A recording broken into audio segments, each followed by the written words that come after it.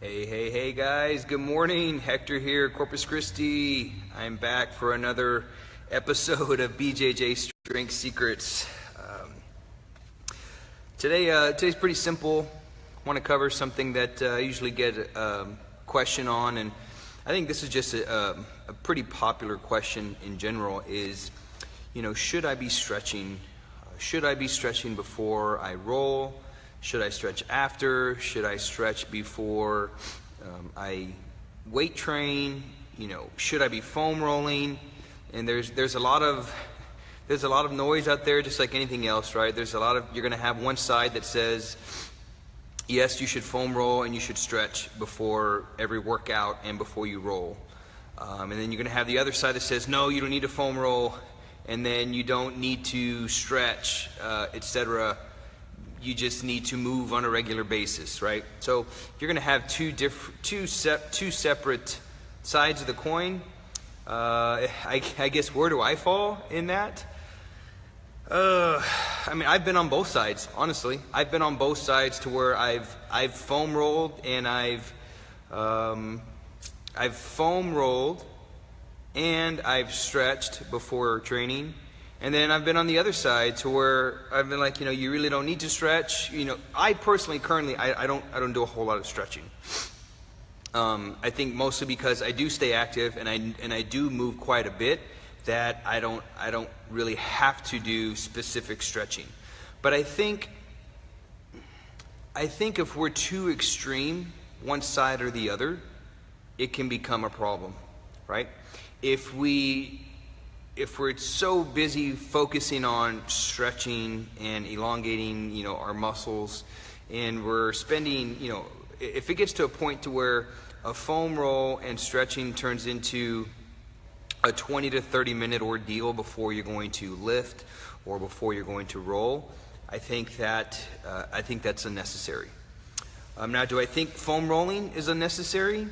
No, it has its place. I definitely think that there are times when you do need to do some soft tissue work, because sometimes there is some what's the word I'm looking for? There is a length issue sometimes. One of the things that I follow, that I highly encourage you look into, is something that's called the FMS. FMS stands for Functional Movement Systems. And FMS is a really good approach. It's a 7-point movement system that you go through, and it's some simple movements that you should be able to do on a daily basis. Things like squatting and lunging and reaching and bending and twisting and doing all these 7 different movement patterns. You should be able to do them on both left and right sides, and we should be able to do them every single day. So the FMS is a great way to set a baseline for your movement competency. See how well that you move. And so what it does is it tests for, obviously strength, but it tests for, flexibility, or, flexibility and mobility and stability. So with that said, on the other side of the coin, I believe that you really shouldn't have to stretch. If you stay active, many of y'all have seen some of my body weight movement flows and things. I'm highly involved with the ground force method. And ground force method is FMS. We're FMS partners, and if you follow that methodology and you follow it consistently, then you technically really don't have to do a whole lot of stretching. Now, do I do some stretching from time to time when I'm going through some of my movement flows? Yes, but I don't spend a long time on stretching. But I think on the extreme side, where you feel like, well, you don't absolutely do not stretch at all, do not foam roll at all, I think that can be a little extreme as well. So there's definitely a place for both. Sometimes, though, we can fall into a false positive. We can have like a false positive length problem, right?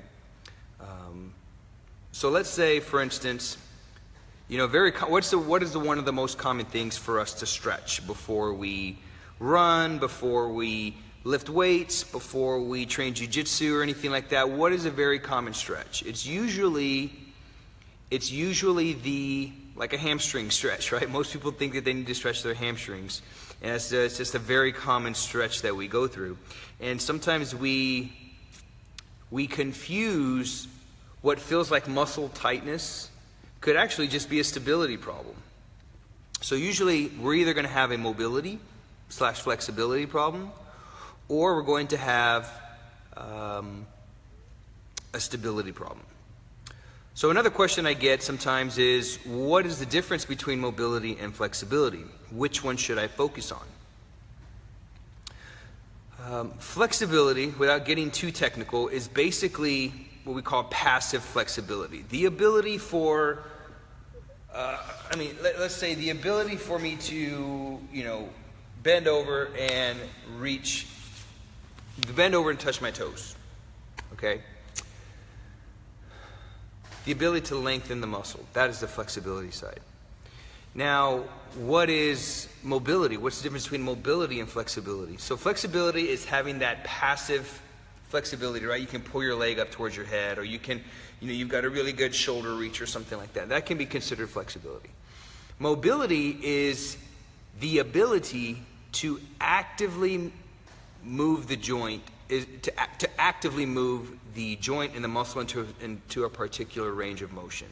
So let's say in the FMS we do something that's called the active straight leg raise. So let me see if I can position myself here to where you can see. So the active straight leg raise, what may appear to be a hamstring test, is really not. We lay here on our back, palms up, and then we actively raise one leg up just like so. So we're actively, this is gonna work both mobility and stability. So do I have the stability in my trunk to stabilize my pelvis to allow me to actively move my hip into the position that it needs to be for the test? So mobility is the ability to actively move your joint through a full range of motion, okay? So, but before you can have active, you have to have passive, okay? So before you can have active mobility, you have to have passive flexibility, okay? And sometimes that can just stem from poor reflexive stability. So reflexive stability is the unconscious thought of your brain to anticipate movement, okay? So let's say you're walking down the street and you step on like a nail or a tack, or you step on like you're about to slip because you stepped on some ice or something like that. What's going to happen is your brain's going to anticipate that, and it's going to stiffen one leg and actively raise the other leg, like instantly.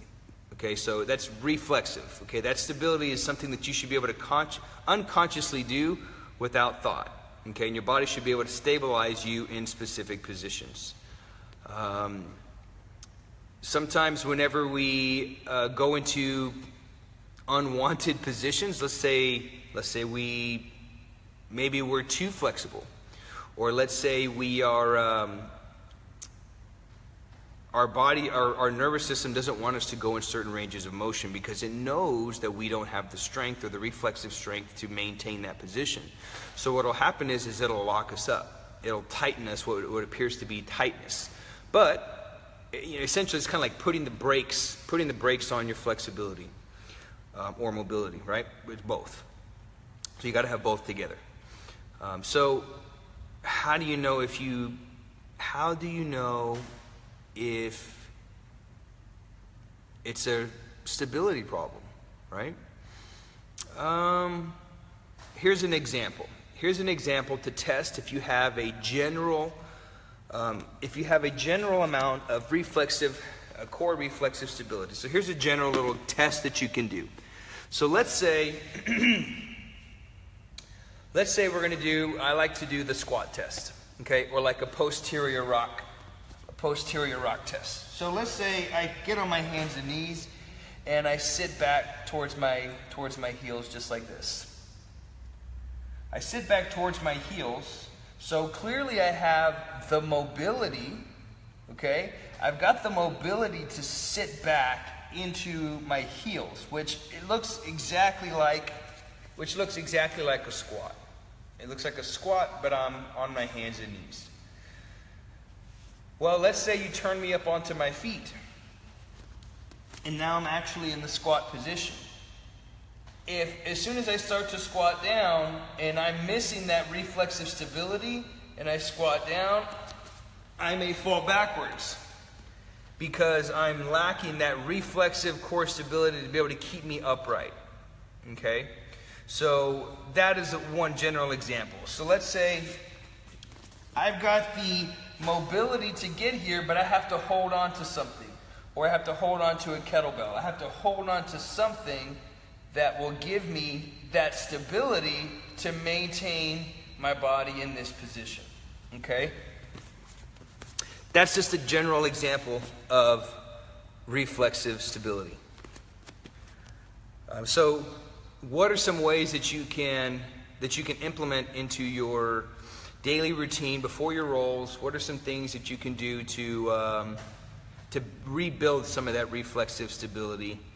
Well, there's several different ways. Okay, there's several ways. I would usually stick to something ground-based. So a lot of like primitive type patterns. So an example of some primitive type patterns is doing some upper and lower body rolling. Okay, doing some upper and lower body rolling, which I'll try to position the camera so you can see here, is basically, this is the lowest point that we can take you to work on your stability, all right, and get some trunk activation from you. So generally my head would be down, but I'm going to keep my head up so you can see me as I talk. Generally we'll have our hands overhead, and we're going to start with our lower body. This is called segmented rolling, okay? So I'm going to segment my body into two pieces. So I'll bring up one leg like this, and then I'm going to kick back behind me and roll back to my back. Same leg, I'm going to come back to where I started. I'm going to do the other side.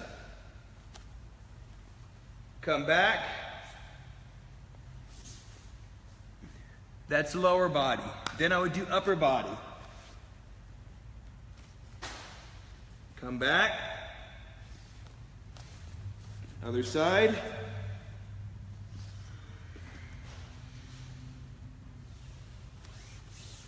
That would be a segmented roll. Performing that, 3 to 5 times per limb. So 3 to 5 times with my left and my right hand, 3 to 5 times with my left and my right leg. That's a great way to work on reflexive stability. Another way to work on reflexive stability, this would be more of what we call rotary stability, is for the ability for our torso to fight rotation, okay, to be able to fight rotation. So a good place to start that is, again, hands and knees is what we call primitive patterns, and simply doing this, simply bringing opposite arm and opposite leg up, and you can kind of meet your hand in the middle. Meet your hand in the middle. So what we're looking for here is, as soon as I go into this midline crossing pattern, as soon as I go into this pattern, if I have reflexive stability, nothing changes. Okay? So if I bring this up, if I have reflexive stability, it's the ability, like I said, for our brain to anticipate the movement. So it knows that I'm going to do this, and what happens is all the right muscles fire without conscious thought to stabilize my torso, my hips, and my shoulders. If I'm lacking reflexive stability, when I bring this up, I'll start to wobble like this if I'm lacking it. So this is a great way to train that reflexive stability. You can bring your hand up to your shoulder, just like so. You can bring your hand to your knee, just like so. That is a way to start that initial reflexive, like rebuilding your body reflexively. So stability is reflex driven. You can't consciously stabilize a stabilizer muscle. It has to turn on by itself. So let's say you can do that. Let's say that you can do that, what we call the X lift. You can do that opposite hand. This is like really easy for you. So let's say you want to challenge yourself. You want to turn it up a notch, just a little bit. All we're going to do is elevate the knees, and now we go from 6 points of contact, we go to 4 points of contact, which is going to put more stress on the midsection here. So as soon as I come here, I go right into that X lift again. I'm looking for it. Does anything change? Can I stay here? Or do I start to wiggle and wobble as I'm going into that position? So that's a great way to test also if you have reflexive stability. And that's a great way also to work on correcting that reflexive stability. So, kind of getting back to what I said about a false positive, sometimes what can appear to be inflexibility can actually be a stability problem. So if we work on that cross patterning, okay, crossing the midline by like some kind of, like the X lift that I just showed, you've seen people doing like baby crawling and different types of crawls. That's a great way. The lowest point, let's say you have bad knees. Let's say you have bad knees and you just can't be on your knees. One of the lowest ways we can take you, like I showed, the rolling from side to side with the legs and with the arms, is the lowest way we can take you down to the ground and get you rolling from your back to your front to your back. That'll still work that reflexive stability. Plus, it works on one of our other movement systems. It's called a vestibular system that's in between the ears here. Okay, there's these fine hairs that are responsible for reflexive stability. So our vestibular system starts to develop about 21 days after conception, and it's actually hardwired to your abs. So whenever we move our head like this, we begin to move our head, that actually stimulates that gel-like substance that's in between the ears, that stimulates the vestibular.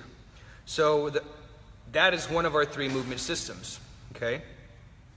So the rolling helps to stimulate that, which is going to improve reflexive stability.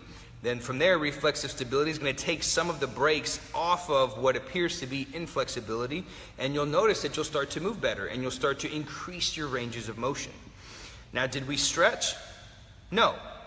But sometimes we may not be able to get into those positions because we have a length issue. So maybe a couple of minutes of foam roll on the back of the legs or the hip flexor or something like that may do the trick. It just kind of depends. You just kind of have to play with both. So I used to be one extreme or the other. I used to be like, oh, I got to foam roll before I train all the time, and I got to stretch before I train all the time. And then I've been on the other side where I was like, no, you don't need a foam roll, like just move, right? So you kind of like want to surf the middle, but you don't want to be too extreme or the other. I'll never say foam rolling is not important. Foam rolling has its place. Should you be foam rolling for 20 minutes before you train? No. Should you be on the movement side only and not foam roll? No, because there's some people that need a little soft tissue work. That way they can work on their movement patterns, right? Breathing is also another huge one. I'll get into breathing another day, but that's just something I wanted to kind of focus on. There's some pretty common questions I get is, should I be stretching? Should I be stretching, before I work out? Should I be stretching before I go into my rolls? Should I be should I be stretching afterward? But the answer is it just kind of depends, right? It just kind of depends. So hopefully you guys got some value out of that today. Tomorrow, I don't think I'll be traveling for at least a month, so I'll definitely be back on pace with the morning session. So tomorrow we got deadlift. What's today? Today's Wednesday. Say Wednesday? I already forgot what day it was. Today should have been deadlift secrets then, because Tuesday is BJJ Strength Secrets. So we're a day off. Oh well. So tomorrow we're going to be talking about kettlebells. Tomorrow is Kettlebell Expert Secrets. We're going to be talking about anything kettlebells. I've got a couple of topics that I want to cover for tomorrow. Be sure to tune in Friday on our Hardstyle page for a Hardstyle live interview. I'm going to be interviewing the one and only Joanna Teran. She is a strength coach extraordinaire. She's crazy strong. She's a team leader with Strong First, so she travels and teaches people about kettlebells and about body weight training.